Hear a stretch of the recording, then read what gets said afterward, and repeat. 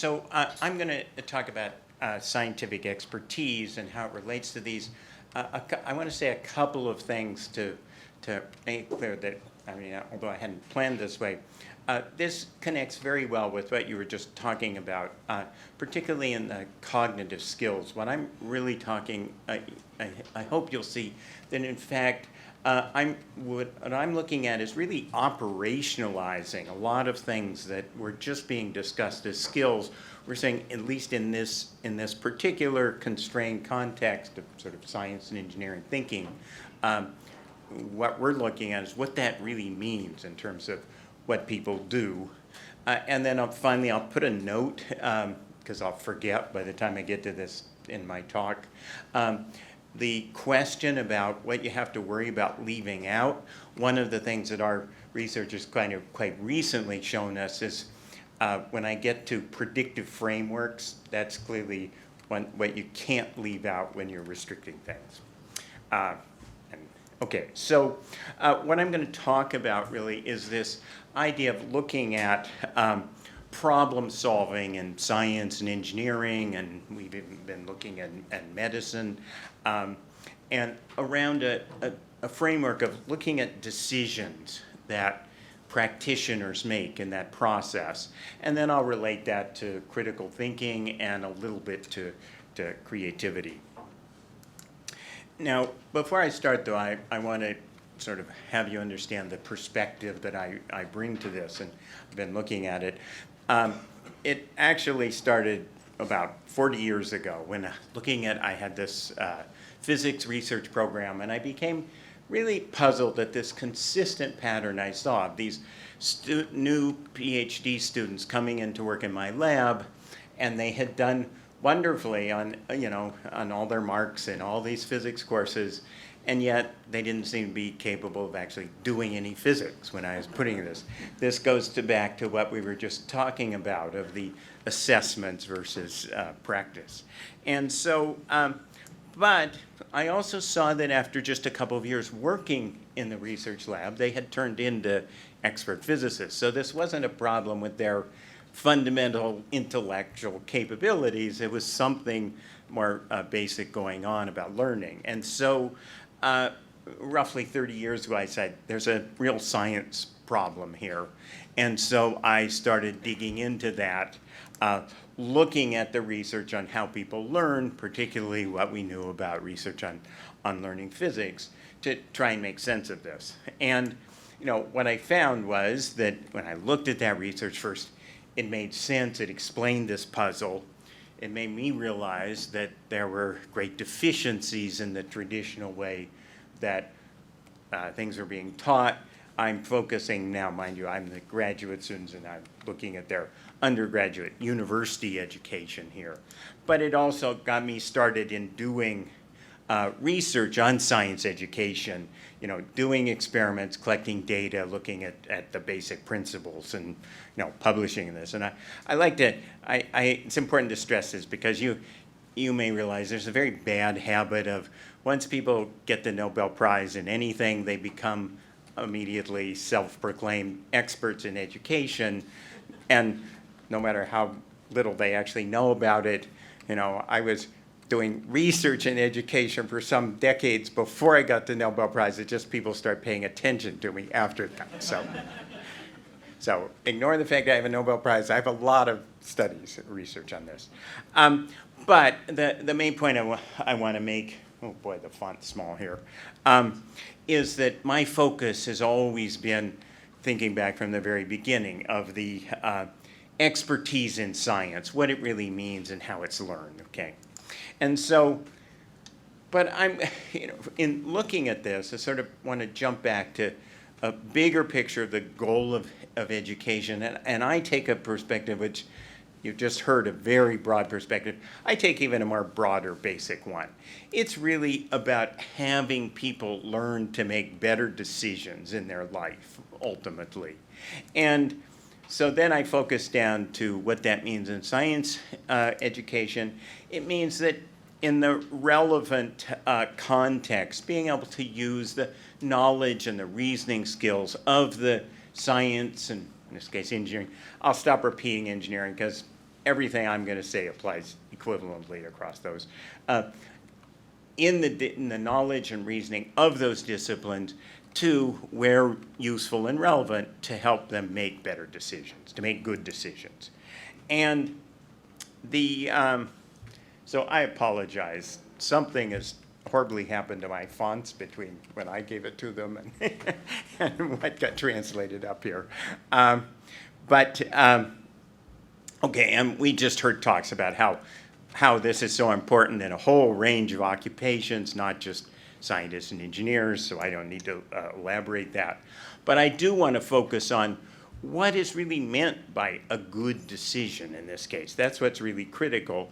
And I would argue that it's like an expert, i.e. a practicing scientist in the field. Not an extraordinary one, but just one that's good. And if you kind of step back and you think, the whole reason we have disciplines like physics or chemistry and so on is because within this field of study, people have found there are certain ways to make decisions that lead to consistently better results. You realize there are certain factors that are important, you have to take into account, and you make decisions based on tests, and things don't blow up if you're a chemist, and they work like you predict if you're a physicist.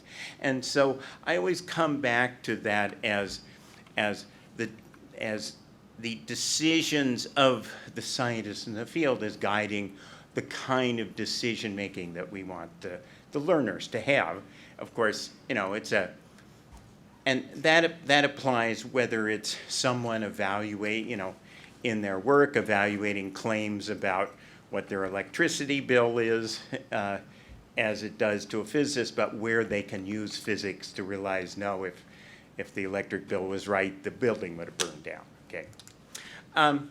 So we come then from this sort of novel framework of asking, what are the decisions that people make in technical disciplines when solving problems? Doing their job is in some sense engineer or scientist. It's all about solving problems. And so what I'm going to focus, our program actually, we've been working on this for a couple of years now. It actually has three big parts. The first one is really just identifying these decisions involved in problem-solving expertise. That's what I'm going to focus on today. But what we're ultimately leading is to education. So we're well on the way of creating assessments that are more reliably measure how well students learn to do these kind of expert-like decisions with the material they've covered, and then that leading to looking at better ways to actually teach it. And so, but like I say, I'll mostly talk about the first. So first, what do I mean about the problems? Well, like I say, we're looking at the things that people actually do in their jobs, that people pay them for, that are seen of value. And so some of the important characteristics that emerge there is there are problems with many factors involved. There's many alternative solutions and solution methods that one has to consider and decide between. There's just the whole process of solving the problem involves many different decisions and alternatives. They have to decide what information's needed and how to apply that information, how to test it in order to use it correctly. So in the context of the previous talk, these are very subtle decision processes computers can't do, okay?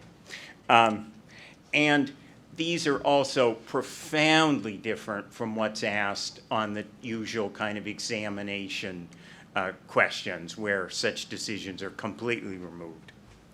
And that goes to what was just talked about before. So how do we, those kind of problems that we're looking at, how have we identified the decisions? Well, we started out by interviewing a whole bunch, we're, 50-something, and we add more every day, identifying experts across science, engineering, and medicine as they these cognitive interviews, if they discuss through some important problem that they solved, and you spend a long time when they go through their whole process there. By expert, I mean, like I say, nothing extraordinary. These are people who are, tenured faculty members in science, usually at Stanford and other major universities, or people we can identify who are considered, prominent people, engineers in the successful industry people. So we have good measures. They're successful, but they're not, kind of completely extraordinary. Then go through and code all these interviews for the decisions that they've actually made. And I need to emphasize this would not be possible if you didn't have a team of people with a broad range of expertise. Many of the things they'll just tell us, oh, I had to decide this, that's easy. Other things, it's fairly easy to tell. Other things, you really have to understand the field to recognize, no, when they're talking about this way of measuring stuff, that meant they chose between the 3 standard ways. So, okay, so we've done all that, and we got a to me, very surprising answer. Namely, they all make the same set of decisions. There's 31 of them that go through. Now, I have to put in a little qualification here. We're talking really about the cognitive parts. There's the social parts of working in groups and so on. That's a whole different thing, and we just kind of put that aside. These are the cognitive parts.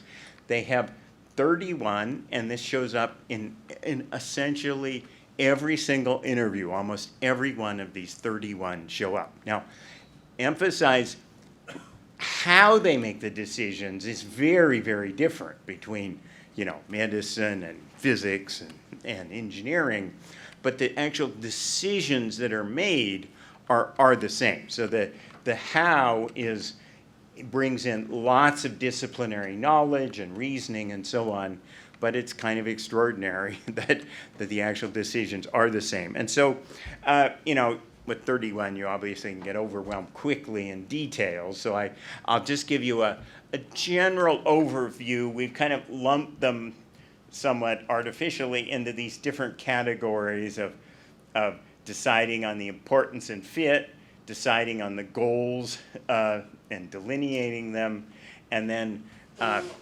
a number of them in terms of decisions involving framing the problem.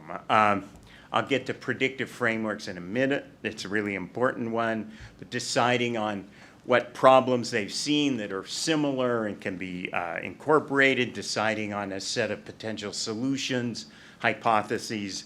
Then the planning process. Everybody goes through deciding how to decompose the problem into pieces and decides on priorities, collecting and interpreting information. Obviously, that's in deciding what information's needed and how to interpret it. And then they come up with solution. There's a bunch of decisions involving how does this meet criteria, et cetera. So I want to now just talk about, so we've got 31 decisions. You can start to think about how this relates then to critical thinking. And I think you'll see that if we look in detail at these decisions, a large fraction of them actually involve what most people would say, like described in the book as, oh yeah, that would be in what we would call critical thinking. And so I'll just pick out a few of these if I can see. For example, the collect and interpret information. There's, deciding what data and calculations, data analysis are needed. The representing organization information sort of subsidiary, but certainly deciding if the information you have is valid, reliable, and believable. Deciding what conclusions you can arrive at from it and how solidly those conclusions are justified by the data, and deciding if there's anomalies. Moving on to the test and refine candidate solutions. These are really kind of all critical thinking things of, you've got some proposed solution, deciding how well these work, how well is that supported by evidence. One thing that I'm just always kind of amused by is they all come out with a step where they decide how can this be wrong? Or, what are the failure modes? And again, sort of that's a question of deciding what are all the possible alternative interpretations and what does the evidence say about the validity of these. So the net conclusion, I would say, is that if we look at this,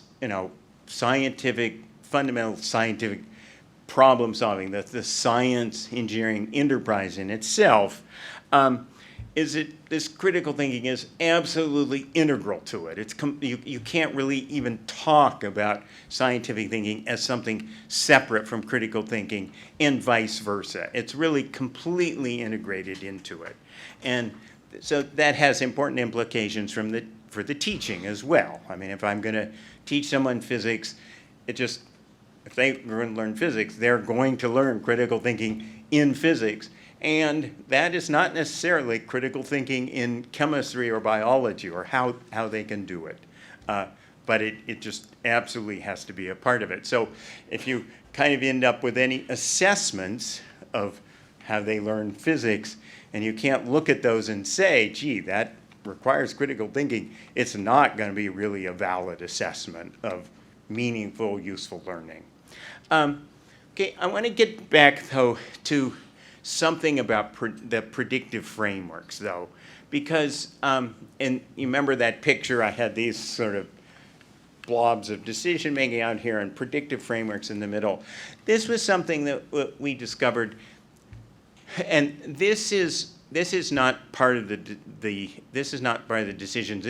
This is part of how to make those decisions, which I said was very discipline specific. This turned out empirically to just be a completely general feature of actually making decisions across these technical disciplines, which is that they all very early in the process decide on a predictive framework. What do I mean by that?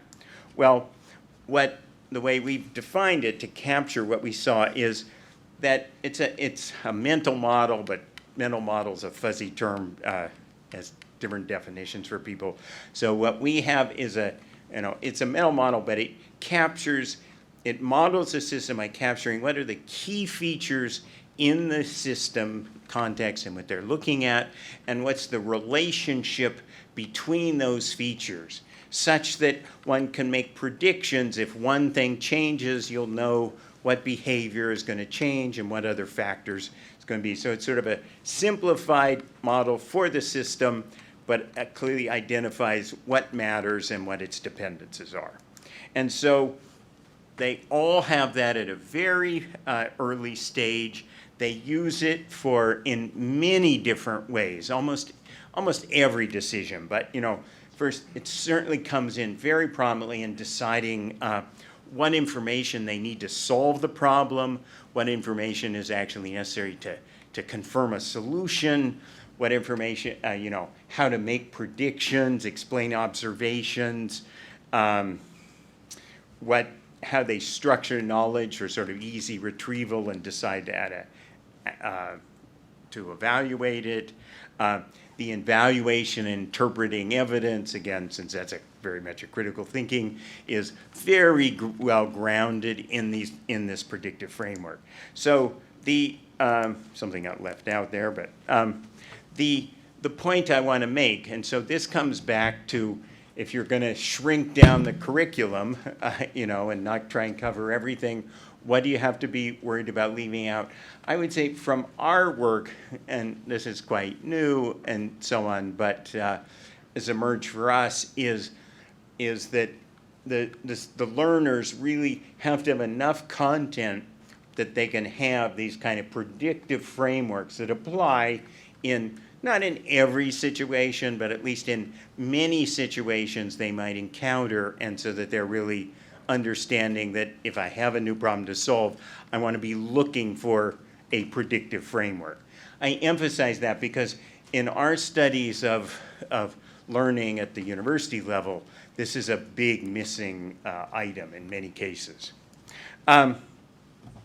So just to wrap up here, I'd argue that critical thinking is this integral part of all kind of scientific problem solving, and it really has to be considered a fundamental aspect of learning anything in science. I'll say a little briefly about assessment and teaching, because we are working on that. That once you've identified there are these key decisions, then it turns out this makes a really good way of measuring how well students are actually thinking like experts in their decisions. You can give them a simple scenario and ask them to make a decision and what the basis of that decision is. And we have seen that basically when we look at advanced university students from Stanford and a few other elite places and medical school at Stanford, they're shockingly bad at doing that, okay? That this kind of assessment is really straightforward to do and very revealing. They have lots of knowledge. They did superb on all the traditional assessments, but they really can't use that knowledge in any kind of coherent way to make decisions, and it's really apparent to that. And frankly, it's based on what you all heard just a minute, it's not surprising at all. They never had any practice at doing that. They had practice at remembering procedures and writing exams, not in using knowledge in a meaningful way. And I'll just jump ahead to other research that I'll say a little more about tomorrow, but the kinds of things I spend most of my time doing is, okay, I can make a pretty well, supported claim that the way people learn to make decisions like this, you can teach them to, is by actually in the educational practice, have them practice making decisions with feedback on how they're doing. That doesn't sound so profound, but it doesn't happen these days in most education systems. Okay, so I just want to say a little bit of scientific creativity. I have much less to say about that, frankly, and much less informed. Don't have the systematic research program. I have done sort of a systematic sampling of a bunch of prominent scientists who have been considered, done important stuff like win Nobel Prizes. But I mean, so one of the key things is they have novel, correct solutions to a science and engineering problem. I stress the correct. I get emails daily from people who have great new ways to think about physics and all Einstein's errors and so on, but they're really annoying novices. They don't know enough to actually test it. No, they're, it's new, but it's stupid. Doesn't match with all the other stuff we know. So it really has to be grounded. Anything real scientific creative has to be very much grounded in the discipline and the critical thinking of the discipline. I also want to stress that it's really required. It's not something special. It's just absolutely essential for any scientist or engineer these days. And the reason I say that is because if it's a standard context and it's a path, and there's a standard solution that works with it, that's already done. We know how to do that, and computers take over that. So any job that a scientist engineer is hired to do is fundamentally about doing things that are new. And so I think you should think about it that anybody working in this field is creative, and I look at that they sort of, lie on a spectrum then between whether the things, ideas, solutions they're coming up with have just a little bit of difference. They always have to have some, to being very different from what's past, and that's just, they lie in that range. And some of the manifestations that have been clearly identified is that with important creative advances in science are having a new perspective on conceptualizing the problem, a new model for thinking about it. This goes back to this sort of predictive framework, a different kind of predictive framework than people have been using looking at the problem before. It's very few new ideas that people identify. They're much more common for scientists saying, well, I got this great idea because I realized this idea people were thinking, used over in this field, with a little bit of tweaking, it actually applied to it could be applied, this method or way of perspective, by in this different situation over here, and that let us have better solutions, similarly adapting an existing method in ways. The one that I give larger font just because it gets more attention and frankly is kind of often behind things like getting Nobel Prizes, certainly was in this case, in my case, and many others, is where one really just realizes that comes in with a different perspective, and so that you realize that there's this prevailing assumption about how things work that actually isn't correct in the way it's being applied. And so this kind of, realizing, oh no, assumptions are wrong, that opens up a whole bunch of other aspects of how to do things. That's actually probably where one sees the biggest impact. I remember someone, and I can't remember who it was, who just described this, but this is certainly the way I think about it, is kind of a cessation of stupidity. You suddenly realize, oh, everybody's been saying that, but that doesn't make any sense. This should be right. And then it's kind of like, oh, of course. And then, and it changes everything. But that's, it happens seldom, but it usually has very big impact. So the only last thing I'll say about this is that to emphasize that the conventional instruction is really teaching anti-creativity. And you have to, because creativity is really about thinking about how to do things or solve things in a way other people haven't already thought of, and it's a different way of doing it. If you think about what we call for, the goals and education, all our assessment, those are always about, as a student, you're successful if you come up with the one answer that the instructor wanted to see, the instructor's choice, okay? So those are exactly conflicting with each other. And, if you go way back to my original problem with how come my, incoming graduate students couldn't do physics, you can trace it really to that, is that they've been taught not to look for novel answers to problems here. And so, if you want to think about teaching, it really has to be to change that system to give the learners things to work on where there is no single one answer they're supposed to come out with, because otherwise, so I'll just finish with that. Because, I will mention just one last little piece of research. So this idea of, okay, giving them an option where there is no single right answer, there's multiple possible right answers.